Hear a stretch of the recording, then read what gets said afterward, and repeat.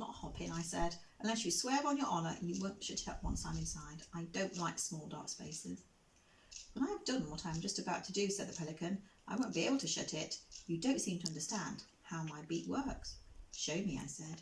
Watch this, cried the pelican. I watched in amazement as the top half of the pelican's beak began to slide smoothly backwards into his head until the whole thing was almost out of sight. It bends and goes back inside the back of my neck, cried the pelican. Is that not sensible? Is it not magical? It's unbelievable, I said. It's exactly like one of those metal tape measures my father's got at home.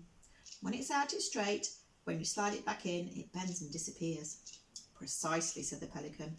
You see, the top half of it is no use to me unless I'm chewing fish. And the bottom half is what counts, my lad. The bottom half of this glorious beak of mine is the bucket in which we carry our window cleaning water. So if I didn't slide the top half away, I'd be standing around all day long holding it open. So he sang. So I slide it away for the rest of the day, even so I'm still able to speak, and whenever I've flown, it's always known as the pelican's painted beak. If I want to eat fish, that's my favourite dish. All I do is give it a tweak, then the blink of an eye, out it pops and they cry. It's the pelican's painted beak.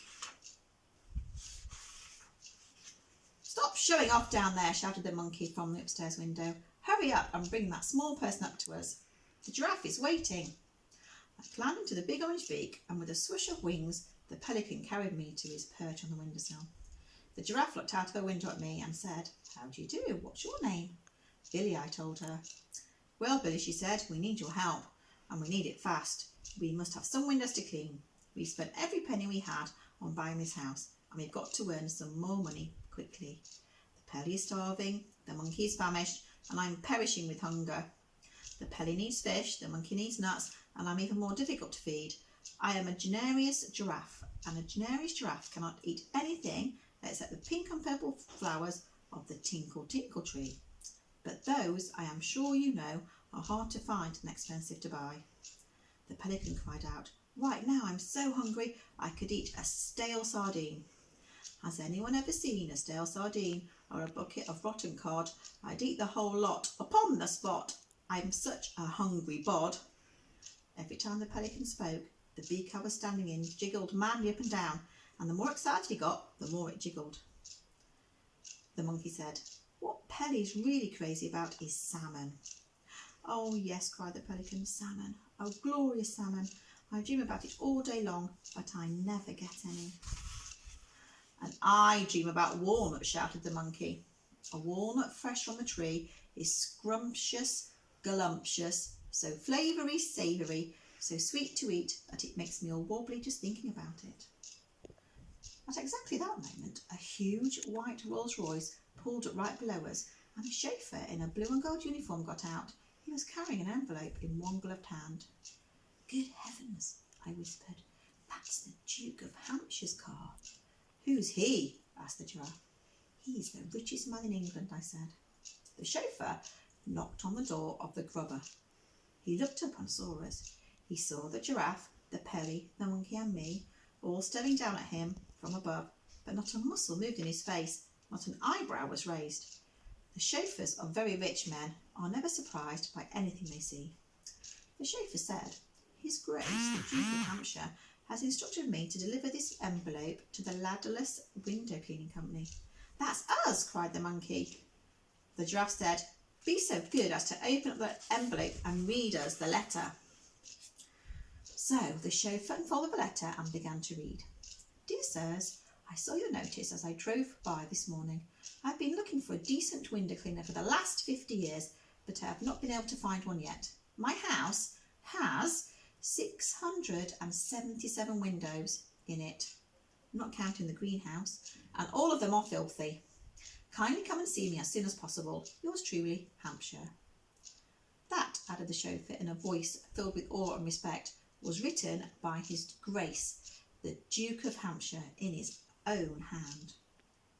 The giraffe said to the chauffeur, Please tell His Grace the Duke that we'll be with him as soon as possible. The chauffeur touched his cap and got back into the Rolls Royce. Whoopee! Shouted the monkey. Fantastic! Cried the pelican.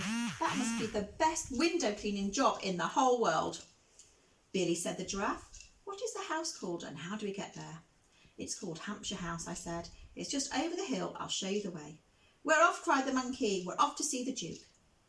The giraffe stooped low and went out through the tall door.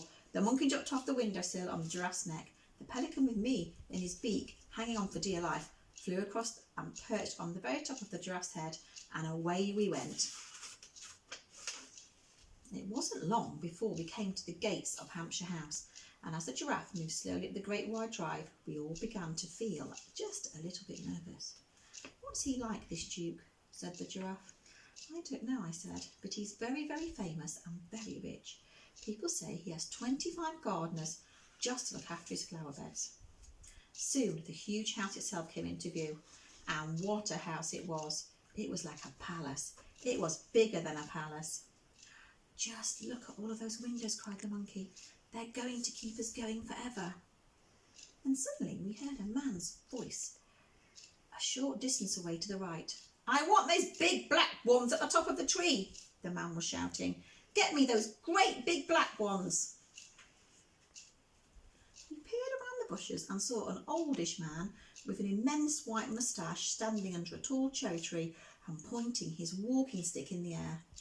There was a ladder against a tree, and another man, who was probably a gardener. He was up the ladder. Get me those great big black juicy ones right at the very top, the old man was shouting. I can't reach them, your grace, the gardener called back. The ladder isn't long enough.